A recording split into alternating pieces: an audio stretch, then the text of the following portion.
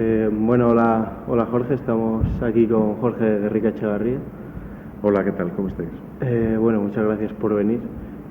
Para quien no lo sepa, Jorge es uno de los guionistas más importantes de los últimos 20 años de España. Ha trabajado principalmente con dos grandes directores del panorama actual, como son Alex de la Iglesia y Daniel Monzón. Y bueno, que la primera pregunta que queríamos hacerte es por tu condición de guionista dentro de la industria. Normalmente se le atribuye la máxima responsabilidad autoral al director, pero está claro que en cada película también parte de la visión que se da es sobre el guionista. Entonces, a lo largo de tu carrera, ¿cuál crees que es tu visión como guionista y en cambio que ha aportado cada director en los proyectos en los que habéis trabajado juntos? Bueno, yo siempre me lo he tomado como un trabajo de equipo, ¿no? Y normalmente, tanto cuando escribo con el director o cuando escribo yo solo para un director, siempre intento compartir y hablar y discutir la historia y tenerlo todo muy claro para que estemos los dos a la misma, ¿no? Para que los dos estemos en la misma onda. Lo que también haces cuando ya trabajas con distintas personas es te permite ser un poco distinto en cada caso y acoplarte digamos, a los intereses y a las capacidades que tiene cada director, ¿no? A ir a sus puntos fuertes o a los temas que realmente le interesan. Al final el que va a hacerlo, el que va a ir allí a conseguir que todo el mundo haga lo que se ha escrito y lo que está en el papel es él. Entonces tiene que ser algo que le toque, que le llene, que en lo que crea realmente, ¿no? Para que no ocurra, pues eso, como pasa muchas veces, que el guión va por un lado y el director tiene otra visión y al final no es ni una cosa ni es otra, ¿no? Entonces, en mi forma de trabajar ha sido siempre esa, discutir desde el principio y ver si llegas a una historia que te llegue a ti, que le llegue al director, que transmita algo que tú quieres transmitir y que él también le interese y a partir de ahí trabajar, ¿no? Y a veces ocurre que me ha ocurrido con gente que no he conectado o que los intereses que él tenía o la visión que él tenía de las historias no acababa de encajar con la mía y lo mejor es decir, bueno, pues vamos a dejarlo porque no vamos a llegar a ninguna parte, ¿no? La primera de estas colaboraciones de las que hablas fue con Alex de la Iglesia, ¿no? Empezasteis con Acción Mutante y después El Día de la Bestia. Y estas películas realmente fueron muy rompedoras, ¿no? Para lo que se hacía en esa época en España. Realmente ese tipo de cine está en un segundo plano en la serie B más underground. ¿Cómo se cocieron estos proyectos? ¿Cómo se os ocurrió algo tan rompedor con respecto a lo que se estaba haciendo en esa época? Bueno, pues quizá porque éramos una generación que venía de una cultura audiovisual muy amplia, muy variada. Habíamos visto mucho cine, tanto en la televisión como en el cine, ¿no? Habíamos visto clásicos, habíamos visto pues el cine de los 80, Spielberg, toda una serie de cosas. Entonces, simplemente pensábamos que por qué no podíamos hacer nosotros historias como las que nos gustaba ver, ¿no? ¿Por qué teníamos que restringirnos a algo que se consideraba en ese momento que era lo que le correspondía al cine español, ¿no? El tipo de historias que parecía que encajaban. Y entonces, como no teníamos esos prejuicios y teníamos un punto de vista, pues quizá un poco naif o bueno, pues a veces el desconocimiento cuando empiezas en un trabajo también te permite eso, no tener orejeras, no tener esa visión tan cerrada. Entonces pensamos que se podía hacer, ¿no? Pensábamos que por qué no podíamos mezclar géneros, por qué no podíamos hacer que fuera algo una comedia pero que tuviera acción y por qué no podíamos ser también a la vez tener un cariz muy español, muy bueno, que tenía que ver también con películas que nos gustaban como Berlanga, como las películas de Azcona. Todo ese mix, ¿por qué no podía hacerse, no? En aquella época yo recuerdo que muchas veces cuando nos preguntaban esto decíamos, bueno, si nos podemos creer a las tortugas ninja, ¿no? Que en aquel momento era cuando empezaban, si podemos creer que una tortuga va a buscar una pizza y luego se mete al metro a una especie de habitación secreta donde se dedican a luchar contra el mal, ¿por qué no podemos hacer que un cura lucha contra el anticristo en la Gran Vía de Madrid, ¿no? Bueno, esta dualidad de la que hablas, de que por un lado estas películas tienen un aire muy internacional, pero luego también algo muy español, también pasa en otro gran éxito que tuviste con De la Iglesia, que fue La Comunidad, ¿no? De hecho, La Comunidad se ascribe dentro de este conjunto de obras que son muy españolas, que lo que hacen es coger pues un elenco de personajes muy castizos y meterlos en una comunidad de vecinos a que se puteen unos con otros, ¿no? Esto lo hizo también pues Buera Vallejo en Historia de la Escalera, Ibáñez en Trece Rueda del Percebe, lo hicisteis vosotros, se hizo en el mundo de las series con Aquí no hay quien viva y con La que se avecina.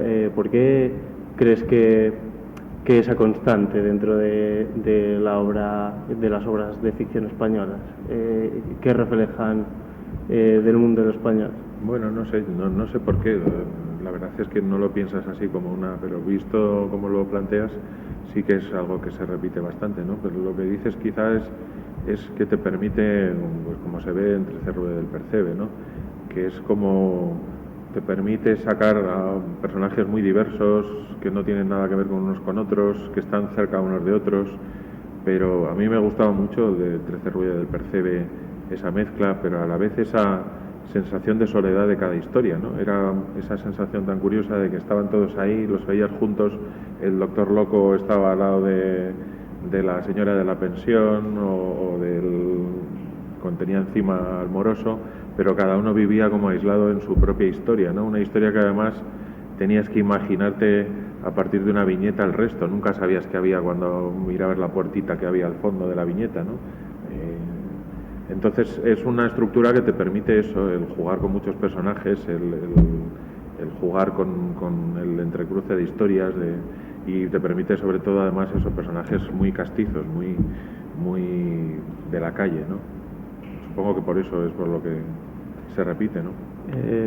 Bueno, pasamos ya... Pero nosotros lo hicimos antes que Aquí no hay quien viva. Cierto.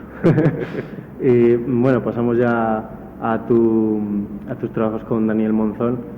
Bueno, el más importante, porque fue realmente el que supuso el gran punto de inflexión, fue Celda 211, ¿no? Con el que tuvisteis unanimidad de crítica y público y premios.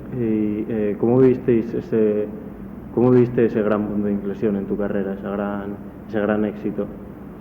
Pues bueno, por una parte me recordó un poco al momento del Día de la Bestia, esa sensación de que veías que venía algo que era así, no por los premios o por eso, sino por la recepción que veías en la gente, ¿no? Por cómo se te acercaba la gente, cómo te contaba que le había gustado la película, le había afectado, notas en el público cuando de repente algo le ha tocado, ¿no?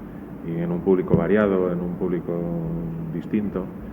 Y por otra parte con cierta sorpresa también, porque no era una película en la que esperáramos un éxito, era una película pues eso, de cárcel, con personajes feos metidos en un sitio muy feo y que a nosotros nos apetecía mucho hacer, pero digamos, bueno, pues, si conseguimos que la producción no pierda dinero y que la gente mínimamente vaya a verla, pues nos damos por satisfechos, ¿no? Entonces, cuando de repente ves que la respuesta es esta y que un personaje como Mala Madre se instala ya también como de repente se convierte casi como en un clásico, ¿no? Desde el momento en el que aparece, pues es una suerte, ¿no? Es algo que te pasa a veces y también eso, esa sensación de que ya me había ocurrido, o sea, es como si recuerdas algo que ya te ha pasado, ¿no? Pero lo vuelves a vivir. Sí, por conectarla un poco también con lo que hemos estado hablando antes, da una visión muy distinta, ¿no?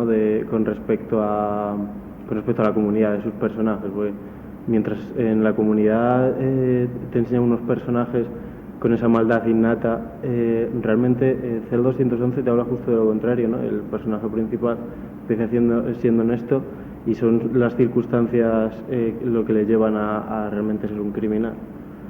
¿El personaje principal te refieres al funcionario de prisiones? Sí, claro, son personajes muy distintos, ¿no?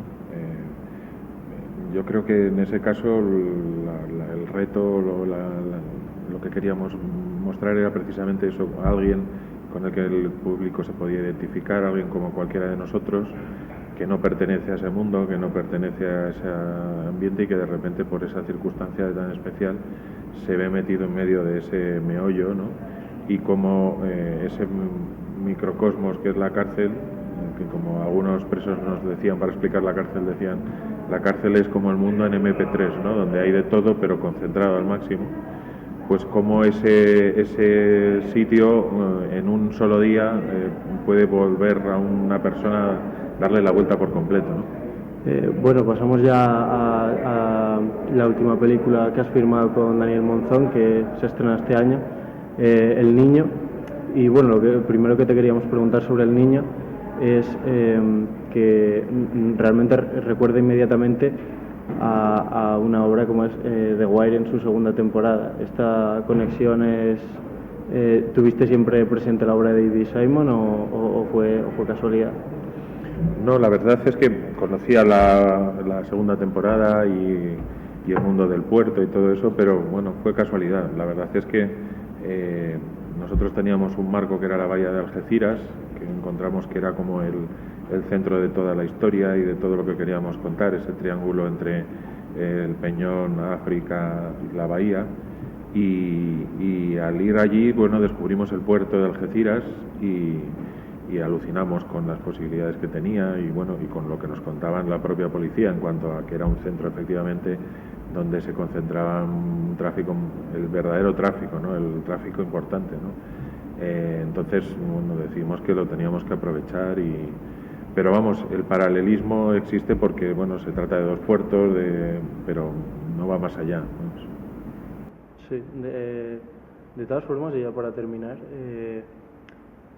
con respecto a esto, ha sido realmente un año histórico, ¿no?, para el cine español, porque ha sido un gran año tanto para las grandes superproducciones, que además de ser de gran calidad han hecho unos muy buenos números en taquilla, pero también para las pequeñas producciones, ¿no? Tenemos tanto cosas como La Isla Mínima, como El Niño del que estamos hablando, como Chapellos Vascos, como otras como Magical Girl o Gloria, que también han tenido buenos resultados, ¿no? Uh-huh. ¿Cómo ves ahora mismo la industria del cine español respecto a esto? ¿Está cambiando algo respecto a los últimos años? Pues si te digo la verdad, no lo sé. Yo no creo que tampoco este buen año, por decirlo así, sea un signo de que la calidad ha mejorado, que yo creo que a veces coinciden las cosas y este año han coincidido ciertas cosas que bueno, pues han dado este resultado, ¿no? Pero no creo que es que la verdad es que la situación del cine es muy precaria, o sea, sigue siéndolo, no es que estemos y paradójicamente ha coincidido con este buen resultado, pero la gente lo está pasando mal, la gente que trabaja en el cine pues le cuesta encontrar trabajo, es difícil levantar una producción, eso, muchas veces hay gente que tiene que hacerlo a base de no cobrar, de esperar a ver si luego cuando ya la película esté hecha se consigue recuperar o vender o hacer algo y se consigue por lo menos pagar a la gente. Eso sigue estando ahí. Y ya te digo que gran parte de esa producción intermedia ha desaparecido. Ahora es difícil levantar una película de 3 millones. Incluso los productores te dicen es más fácil igual hacer algo más grande con 5 que intentar hacer este producto intermedio, ¿no? Entonces yo creo que esto es un poco espejismo, que realmente puede ocurrirnos el año que viene que vaya bien o que vaya de pena, porque realmente... ¿Y cuál crees que es la solución de esta situación que vive la industria actualmente? Bueno, pues no, es muy difícil, pero vamos, desde luego pues el IVA del 21% pues nos está matando, ¿no? Aunque parezca que no, pero paradójicamente eso, luego hay grandes éxitos y dicen, veis como cuando hay una buena película la gente va, pero no es verdad. La gente elige mucho más. Entonces es por eso que también van al gran evento o a las cosas que parece que, me han dicho que hay que ver esto y se convierte como en un fenómeno y entonces eso impulsa a que por lo menos una vez vayan al cine, ¿no? Pero el hábito de ir continuadamente, de ir todas las semanas o 2 veces al mes pues se sigue perdiendo porque la gente le resulta caro, es así. Entonces yo creo que eso ayudaría, entre otras cosas, ¿no? Vale, pues muchas gracias por esta entrevista. Gracias a ti.